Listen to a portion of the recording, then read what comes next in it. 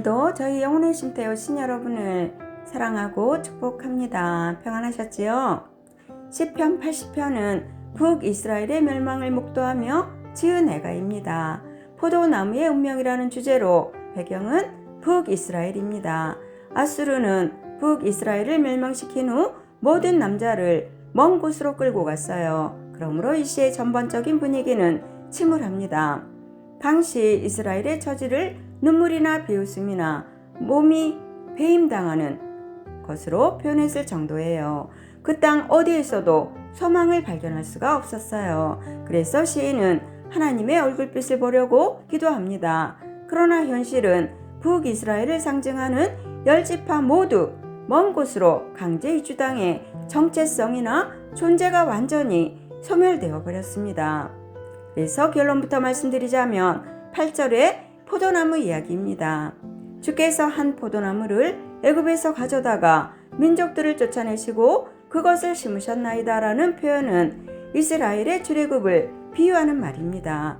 성경에는 포도나무를 이스라엘을 가리키는 말로 사용했어요. 이 말은 그들로 영적인 열매를 풍성히 맺는 삶을 살라고 하는 의미입니다. 하나님은 이스라엘인 극상품 포도나무를 애굽으로부터 이끌어내신 후 축복하시고 깊이 뿌리박고 번성하도록 약속의 땅에 심으셨어요. 그러나 그 포도나무는 아무짝에도 쓸모없는 들포도가 되어 버림받고 망했다는 이야기입니다. 시편 80편은 하나님과 이스라엘의 관계를 농부와 포도나무로 비유로 해서 말씀하셨어요. 첫째, 하나님이 심으신 포도나무였습니다. 하나님은 주권적으로 선택하신 백성 이스라엘을 포도나무에 비유했어요. 하나님은 농부가 심은 나무가 뿌리를 내리고 자라서 때가 되면 열매를 맺는 것처럼 이스라엘이 세상 속에서 열매를 맺는 나무가 되기를 바라셨어요. 이렇게 이스라엘은 애굽에서 가져와 가나안 땅에 심겨진 포도나무였습니다. 둘째, 그런데도 보호받지 못하게 된 포도나무가 되어버렸어요. 포도나무인 이스라엘은 하나님께 반역했고 우상을 섬기기 시작했습니다. 번영과 물질의 노예가 되어 그들을 옮겨 심고 가꾸신 주인을 배반했습니다. 그러자 하나님은 담을 헐어 더 이상 그들을 보호하지 않고 보호자가 없는 이스라엘은 들짐승 같은 이방 나라의 먹이가 되어 폐허가 되었습니다. 셋째, 그럼에도 하나님은 우리의 농부이시며 아버지이십니다. 폐허가 된 이스라엘이 회복하기 위해서는 자신들을 선택하시고 포도나무로 심어주신 하나님의 은혜를 생각하고 하나님을 따라야 합니다. 그렇지 않고 하나님을 떠나는 자는 망합니다. 따라서 우리는 하나님을 떠나면 안 되겠지요. 하나님은 은혜를 믿고 간구하는 자의 영혼을 소생시키며 구원하십니다. 1절로 3절에서 북이스라엘은 하나님의 구원과 회복을 간절히 구합니다. 그들은 하나님을 이스라엘의 목자나 그룹 사이에 자정하신 분이라고 부릅니다. 이러한 호칭은 하나님이 강한 능력으로 이스라엘을 출애굽시키고 광야에서 인도하셨던 그들의 왕이심을 생각나게 하는 표현이죠. 그러므로 지금 그 왕의 권세를 발휘해 구원해 달라고 하는 기도예요. 4절로 7절에서 이스라엘은 하나님을 만군의 하나님 여호와로 부릅니다. 이스라엘이 그토록 간절하게 기도할 수밖에 없었던 것은 하나님이 그들의 기도를 듣지 않으시고 오히려 계속해서 진노하시기 때문이에요.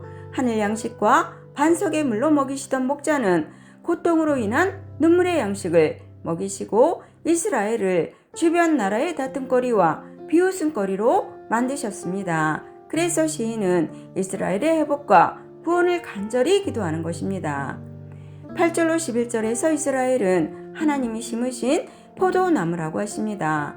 죽임을 당하지 않고 남은 자들은 이스라엘을 하나님이 애굽에서 가져다가 약속의 땅에 심으신 포도나무로 비유하며 하나님이 돌보심으로 말미암아 가나안 땅, 온 땅에 번성했던 시절을 회상합니다. 포도나무가 얼마나 무성하게 자랐던지 그 그늘이 산을 가리고 그 가지가 지중해 끝까지 미쳤다고 하는데 이러한 표현은 다윗과 솔로몬 왕국의 황금 시절을 반영한 표현입니다. 12절로 15절에서 이스라엘은 하나님께서 다시 돌봐 주시기를 기도합니다.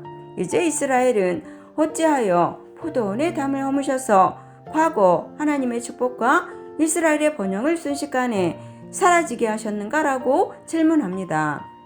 하나님이 포도원의 담을 허무셨기에 들짐승들인 이방 나라에게 포도 열매를 빼앗기고 포도원이 파괴되었다고 탄식하고 있어요. 그렇지만 그런 상황에서도 이스라엘은 다시 만군의 하나님으로 부릅니다. 지금의 고통스러운 상황을 하늘에서 굽어보시고 모든 것을 빼앗겨버린 이스라엘을 돌보아 주시기를 기도하는 것이지요.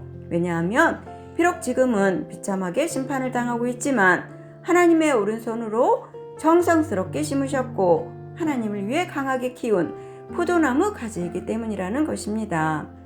16절로 19절에서 이스라엘은 황폐하게 된 상황을 탄식하며 기도합니다. 이스라엘은 하나님께서 다시 은혜를 베푸시고 생명을 회복시켜 주시면 다시는 배반하지 않고 하나님의 이름만 부르겠노라고 맹세합니다. 충성과 신뢰의 서약이자 하나님만 예배하고 찬양하겠다는 서원이죠. 그러면서 3절에 하나님과 7절에 만군의 하나님을 만군의 하나님 여호와라고 부르고 있어요. 이 말은 전능하신 하늘의 왕 여호와 하나님만이 이스라엘의 회복과 구원해 주실 수 있다는 믿음과 소망을 담은 고백입니다. 영혼의 쉼터를 사랑하시는 여러분, 우리가 의지할 것은 하나님의 자비하심 뿐입니다. 아무쪼록 하나님이 부르신 초심을 잊지 말고 무릎 꿇고 받은 사명을 감당하는 여러분 모두가 되어야 하겠습니다. 하나님은 겸손한 자를 사랑하시고 세우십니다. 주님의 긍휼을 구하며 회복시키실 하나님을 고대하시는 여러분 되시기를 예수님의 이름으로 축원합니다. 아멘. 사랑합니다.